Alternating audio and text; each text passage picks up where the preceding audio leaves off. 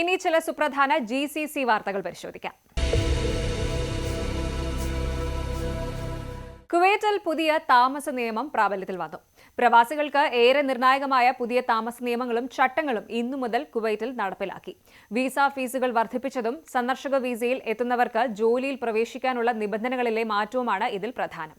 ഇഖാമ പുതുക്കുന്നതിനുള്ള വാർഷിക ഫീസും വർദ്ധിപ്പിച്ചിട്ടുണ്ട്.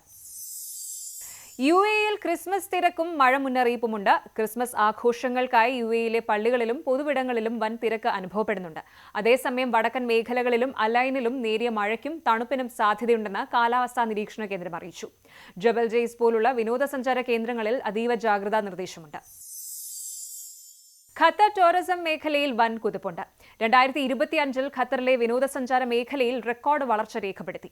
GCC രാജ്യങ്ങളിൽ നിന്നുള്ള സന്ദർശകരുടെ എണ്ണത്തിൽ വലിയ വർധനവുണ്ടായിട്ടുണ്ട്. അടുത്തിടെ സമാപിച്ച ഫിഫ അറബ് കപ്പ് മത്സരങ്ങൾ ഇതിന് വലിയ കരുത്തേകി. ഒമാനിൽ റെക്കോർഡ് തണുപ്പ്. ഒമാനിലെ പർവ്വതനിരകളിൽ തണുപ്പ് ശക്തമായി തുടരുകയാണ്. സേഖ് പീക്ക് ഉൾപ്പെടെയുള്ള ഇടങ്ങളിൽ താപനില -0.1°C വരെ താഴ്ന്നിട്ടുണ്ട്. മഞ്ഞുവീഴ്ചയ്ക്ക് സാധ്യതയുള്ളതിനാൽ വിനോദസഞ്ചാരികൾക്ക് അധികൃതർ ജാഗ്രതാ നിർദ്ദേശം നൽകിയിട്ടുണ്ട്. സൗദിയിൽ പുതിയ നികുതി പരിഷ്കാരം വന്നിരിക്കുന്നു. ഡിജിറ്റൽ ഇടപാടുകൾ കൂടുതൽ സുതാര്യമാക്കുന്നതിന്റെ ഭാഗമായി 2026 ജനുവരി മുതൽ നടപ്പിലാക്കുന്ന പുതിയ സക്കാത്ത് ആൻഡ് ടാക്സ് ബില്ലിംഗ് സിസ്റ്റത്തെക്കുറിച്ചുള്ള തയ്യാറെടുപ്പുകൾ സൗദിയിൽ ഊർജിതമാക്കി. സ്ഥാപനങ്ങൾ പുതിയ ഡിജിറ്റൽ പ്ലാറ്റ്ഫോമിലേക്ക് മാറാൻ നിർദ്ദേശം നൽകിയിട്ടുണ്ട്. ബഹ്റൈനിൽ പുതുവത്സര ഒരുക്കങ്ങൾ തകൃതിയായി നടക്കുകയാണ്. ഡിസംബർ 31 വിപുലമായ വെടിക്കെട്ടും ഡ്രോൺ ഷോയും സംഘടിപ്പിക്കുമെന്ന് ബഹ്റൈൻ ടൂറിസം അതോറിറ്റി അറിയിച്ചിട്ടുണ്ട്. രാജ്യത്തെ പ്രധാന വിനോദസഞ്ചാര കേന്ദ്രങ്ങളിൽ ആഘോഷങ്ങൾക്കായി പ്രത്യേക സുരക്ഷാ ക്രമീകരണങ്ങൾ ഏർപ്പെടുത്തിയിട്ടുണ്ട്.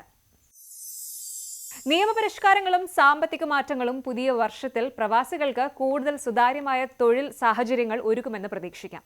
ശൈത്യകാലത്തിന്റെ കുളിരും ആഘോഷങ്ങളുടെ ആവേശവും ഗൾഫ് നാടുകളിൽ വരും ദിനങ്ങളിൽ കൂടുതൽ സന്തോഷം പകരട്ടെ.